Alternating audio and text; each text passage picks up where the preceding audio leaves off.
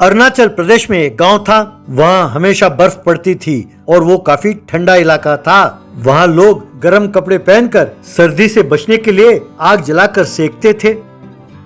उस गांव में एक व्यक्ति तंदूरी चाय बनाकर बेचता था।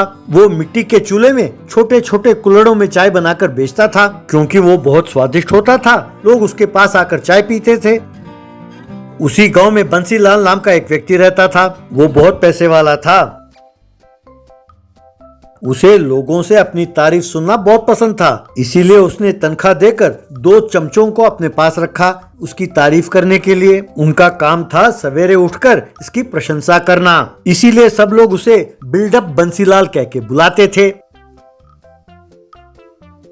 एक दिन वो तंदूरी चाय वाले के पास आया और कहने लगा, सुनो 3 तंदूरी चाय देना। तभी एक चमचा, भाई सुनो, जैसे सबको देते हो ना वैसे नहीं होना चाहिए, एकदम खास तंदूरी चाय होनी चाहिए। हाँ। तब दूसरा, हाँ भाई दादा के लिए एकदम ताजा दूध और ताजा मसाला डालकर एकदम ताजा ताजा मिट्टी के कुल्हड़ में डालकर देना। हाँ। बाद में जब बंसीलाल चाय पीने लगा तब एक चमचा, अरे वाह दादा, कमाल का स्टाइल है आपका चाय पीने का। हाँ। भाई चाहे साइड से देखो या सामने से, आपके चाय पीने का अंदाज ही निराला है। मैं तो ये कहता हूँ कि इस दुनिया में आप जैसे स्टाइल के साथ चाय पीने वाला और कोई माइका लाल है ही नहीं। तब दूसरा, हाँ भाई हाँ, दादा को तो फिल्मों में इंटरेस्ट है ही नहीं, वरना अब तक सुपरस्टार बन गए होते। अरे भाई मुझे तो आज पता चला है कि चाय भी इतने स्टाइल के साथ पी सकता है कोई। हाँ। बंसीलाल फूलते हुए, अरे यार बस करो, इतनी भी तारीफ ना करो यार, मुझे शर्म आती है। एक दिन बंसीलाल सरपंच के घर गया।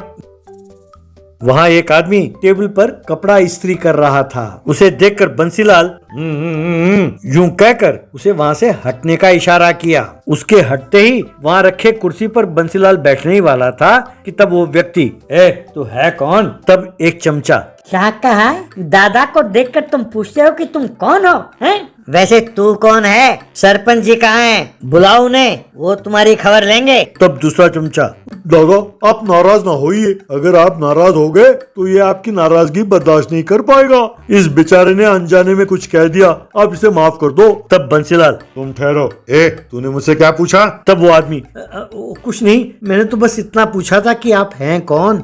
तब बंसीलाल, ठीक है, वैसे तुम कौन हो? तब वो आदमी, जी मैं ड्राइवर हूँ, अभी अभी काम पर लगा हूँ, मैं पड़ोसी गांव का रहने वाला हूँ। तब बंसीलाल, ड्राइवर हो तो ड्राइवर की तरह रहो, ज्यादा बकवास करने की जरूरत नहीं है। मुझसे पूछते हो कि मैं कौन हूँ? नालायक, वैसे तुम कहाँ तक पढ़े हो? तब वो आदमी, बस पढ़ लिख लेता हूँ साहब। तब बंसीलाल, ज्यादा होशियार बनने की जरूरत नहीं है, 5वीं पास भी पढ़ लिख लेता है और कलेक्टर बना हुआ IAS अफसर भी पढ़ लिख लेता है, तो क्या दोनों बराबर हैं? पहले तुम ये बताओ कहाँ तक पढ़े हो तुम? यूं पूछ ही रहा था कि तभी मेज पर रखे टेलीफोन की घंटी बजी। वो उसे उठाने ही वाला था कि तभी बंसीलाल, ये तुम क्या कर रहे हो? ठहरो जरा।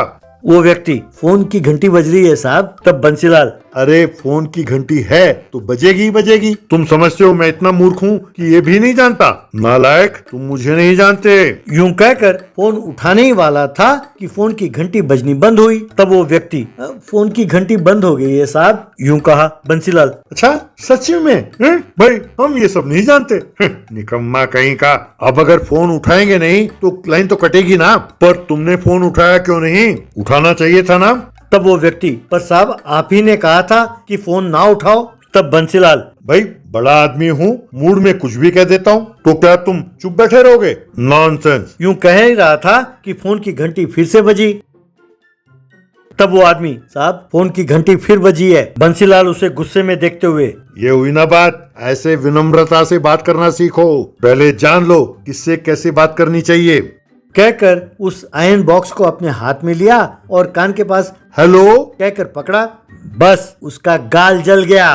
तब बंसीलाल, बाप रे मेरा गाल जल गया, मेरा गाल जल गया कहकर वहीं गिरकर बेहोश हो गया।